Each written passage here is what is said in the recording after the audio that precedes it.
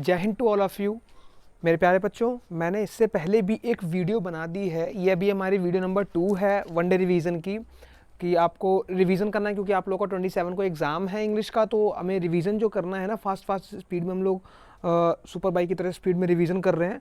तो इससे पहले एक मैंने वीडियो बना के डाल दी है पैराग्राफ राइटिंग की। अगर आपने नहीं देखी है ना तो आप मेरे चैनल पर जाओ, वहाँ पर आप पैराग्राफ राइटिंग की देख लो वीडियो, क्योंकि उसमें मैंने आपको वो चीज़ तरीका बताया जो मैंने खुद तरीके यूज़ करे हैं और जो मेनली तरीके यूज़ किए जाते हैं पैराग्राफ राइटिंग में। क्योंकि आप उसमें जो मैंने तरीका बताया ना, वो आपको शायद कोई तरीका नहीं बताएगा, क्योंकि आप उसमें डायरेक्ट पैराग्राफ पढ़ना स्टार्ट करते हो। तो मैंने जो उसमें बताया वो आप एक बार देख लो, और बाकी हम विदाउट वेस्टिंग योर टाइम और यहाँ पे रिवीजन स्टार्ट करते हैं। तो बी फोकस्ड ऑन दैट, ठीक है। तो हमारा प्रोज का है ये पहला, हमारा कौन सा है ये सेक्शन, तो glimpse of India. Glimpse of India हमारा चैप्टर है, उसके अंदर एक टॉपिक है हमारा ये बेकर फ्रॉम गोवा, बेकर की पूरी कहानी है। तो इसमें यहाँ पे क्या बता दिया गया, ये बाय लूसियो रोड्रिग्यूज की ने कहानी लिखी हुई है। तो इसमें क्या है, हमारा पोर्टुगीज़ के बारे में बताया गया है कि पोर्टुगीज़ के टाइम से क्या हुआ करता था। तो अगर आप इसको, इस जो मैं आपको बताने जा रहा हूँ ना, इसको बड़ा ध्यान से आप लोग सुनना।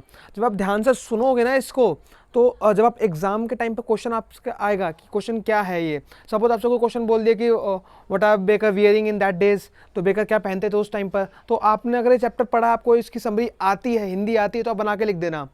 आई एम श्योर आपको अच्छे से मार्क्स आएंगे और सब कुछ अच्छे से होगा। बाकी आप क्वेश्चन आंसर सारे याद नहीं कर पाओगे, दैट इज़ नॉट पॉसिबल, ठीक है, लॉजिकली नॉट पॉसिबल। तो इसको समझ लो।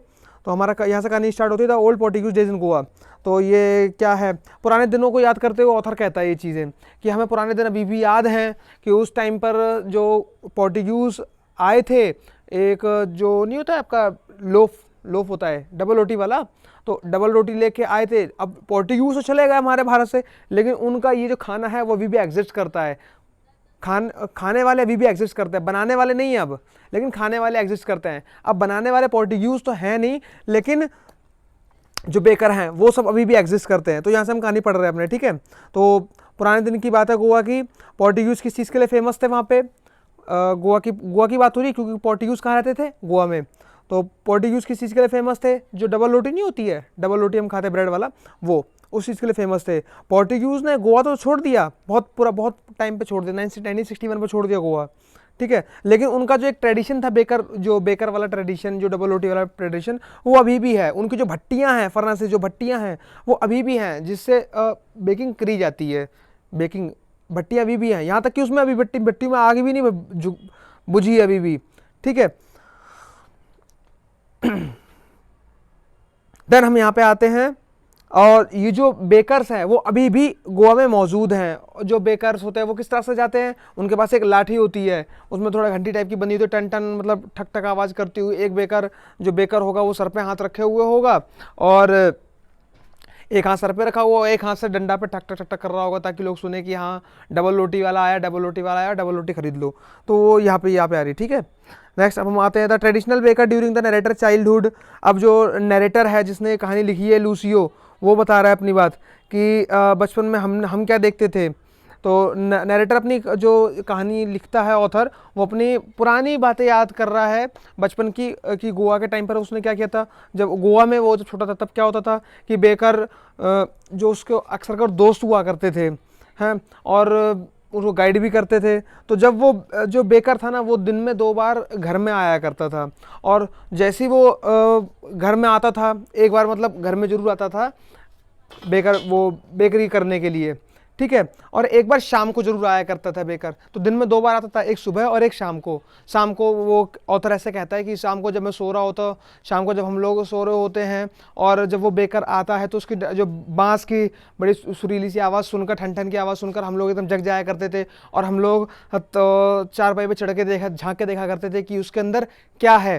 क्या ये बेकर के लिए लालच था? नहीं, बेकर के लिए लालच नहीं था। हम लोग वहाँ पे देखते थे, बैंगल्स देखते थे हम लोग, ठीक है। तो उस चीज़ के बारे में यहाँ पे डिस्कस हो रहा है। तो जो इसमें इसमें वही चीज़ में बताई गई है कि जो बेकर है वो अक्सर थोड़ा जिंगलिंग साउंड के साथ आता था, और अपने बांस के डंडे के साथ, जो जिससे सब लोग जग जाया करते थे। जैसे ही बच्चे उस आवाज़ को सुनते थे, वो फटाफट बेकर से मिलने के लिए पहुंच जाया करते थे कि क्या है उसमें। ब्रेड, जो एक स्वीट ब्रेड चलता था बैंगल्स के लिए, और जो ब्रैंगल्स होता है ना वो स्वीट ब्रेड का टाइप का, तो उसको देखने के लिए बच्चे तुरंत पहुंच जाया करते थे। तो उसमें ऑथर बोलता है क्या ये हमारा बेकर के वजह से प्यार था कि हमारा ये ब्रेंगर्स की वजह से प्यार था, ठीक है। तो यहाँ पे बोलता था बेकर्स अराइवल, अब बेकर जब आया तब, ठीक है। तो बेकर कैसा आता था मैंने अभी आपको बता दिया। बेकर अक्सर कर जो बास्केट है वो अपने एक हैंड में पकड़ा रहता था और दूसरे हाथ पर बैम्बू का डंडा, ठीक है, जिससे कि उसको थोड़ा सपोर्ट मिले रहे। और जैसे ही बेकर आया करता था और अपने एक किसी औरत के घर पे आ गया और वो अपनी क्या करता था, जो टोकरी है वो उठा के स्टिक पर रख दिया करता था। स्टिक पे एक ऐसा नहीं, थोड़ा सा गोल गोल टाइप का होता है, उसमें 4-5 डंडे लगे होते हैं, उस ऐसे गोल गोल होता है बिल्कुल, डंडे 4-5 डंडे टाइप के लगे होते हैं और उसके ऊपर वो टोकरी रख दिया करता था, ठीक है। बांस का डंडा नहीं होता वो 4-5 डंडे होते हैं, 6-7 करीब गोल गोल होता है वो, तो उसमें रखा करते थे, ठीक है। और चिल्ड्रन से बोला था कि इन बच्चों को थोड़ा सा अंदर करो। और वो लोफ थे ना, वो कौन खरीदता था, जो नौकर हैं वो लोग खरीदा करते थे वो बेब, ठीक है। और अभी जैसे मैंने आपको बताया जो चिल्ड्रन थे वो भी बास्केट में झाँका करते थे, वही बात आ गई, ठीक है। ऑथर किस इस चीज़ को और क्या याद कर रहा है, इस यहाँ पे ऑथर क्या याद कर रहा है कि हम लोग बड़ा खुश हुआ करते थे जब वो खुशबू, बड़ी प्यार मीठी मीठी खुशबू आया करती थी मिठाई की, तो हम लोग वो चीज़ देख के बड़े खुश हो जाया करते थे, ठीक है। अब हमें ब्रेड खाने का मन करता था, लेकिन हम लोग कैसे करें, हम लोग तो अपना दांत भी साफ़ नहीं कर रहे होते थे सुबह अगर हम उठ जाएँ और बेकर आ गया, अगर सुबह हम सो के उठ रखे हैं, सॉरी शाम को नहीं सोते थे, सुबह सो के उठते थे, तो वो ये ऑथर ये बोल रहा है कि सुबह सो के उठ आवाज़ सुन के हम उठ जाया करते थे, हमने तो अपने दांत भी साफ़ नहीं करे ढंग से। लेकिन क्या शेर अपना दांत साफ़ करता है, तो उसने यहाँ पे अपनी तुलना शेर से कर दी है, ठीक है। फिर आगे importance of being in traditional ceremony. अब एक चीज़ और बोली जाती है कि वो जो बेकर्स थे ना वो बहुत ही ज़रूरी थे उस टाइम पे, गोवा में बहुत ही ज़रूरी हुआ करते थे। मतलब अगर शादी में भी वो चीज़ शादी में ना हो ना, तो वो बेकर नहीं, अगर वो मीठी वाली मिठाई नहीं होगी ना, ब्रेड वाली, तो जो मीठी ब्रेड होती है, तो इसके बिना शादी अधूरी मानी जाती थी। शादी में मतलब शादी अधूरी नहीं, शादी में जो मिठाइयाँ हैं वो अधूरी मानी जाती थी, ठीक है। जो सैंडविचेस हैं वो लेडी के हाउस में बनाए जाते थे, ठीक है, अपनी बेटी की सगाई में बनाए थे। तो केक और बोलिनहास क्रिसमस के फेस्टिवल और अदर फेस्टिवल में काफ़ी इंपॉर्टेंट थे, केक्स और बोलिनहास, याद रखना है इस चीज़ को, ठीक है। अब यहाँ पे बोल दिया the bakers dress and monthly accounts. जो बेकर की ड्रेस क्या थी, यहाँ पे बेकर की ड्रेस को बोलते थे कबाई, बेकर्स की ड्रेस को क्या बोलते थे, कबाई। वो एक लॉन्ग फ्रॉक टाइप का होता था, और जैसा मतलब ना तो हाफ पैंट होता था और ना फुल पैंट हुआ करता था, बीच वाला हुआ करता था, जैसा कैफरी होती है, बट थोड़ा सा फ्रॉक टाइप का हुआ करता था। तो नैरेटर क्या बता रहे हैं यहाँ पे कि अगर हम में से कोई भी बच्चा बचपन में ऐसी चीज़ें पहन लिया करते थे, तो हमारी तुलना वो लोग क्या करते थे कि तुम तो बेकर जैसे कपड़े पहन के घूम रहे हो, ठीक है। अगर हम ये पहने कपड़े गली में घूम लिया करते थे, ठीक है। जो बेकर था वो क्या करते थे, अपने महीने के एंड में सैलरी जो अपना बिल है, जैसे मान लो हर महीने सुबह 2 ब्रेड दे रहा है, हर महीने शाम को 2 ब्रेड दे रहा है, तो वो मंथ के एंड में अपना बिल लिया करता था, ठीक है। तो बेकिंग एक प्रॉफिटेबल प्रोफेशन था, काफ़ी अच्छा इसमें पैसा कमाते थे पुराने दिनों में, ये कहा जाए, इसमें नरेटर ये चीज़ कह रहा है कि ये भी काफ़ी प्रॉफिटेबल प्रोफेशन था, ठीक है। तो जो बेकर्स के फैमिली के लोग थे और जो सर्वेंट थे वो लोग काफ़ी खुश रहा करते थे इस काम से।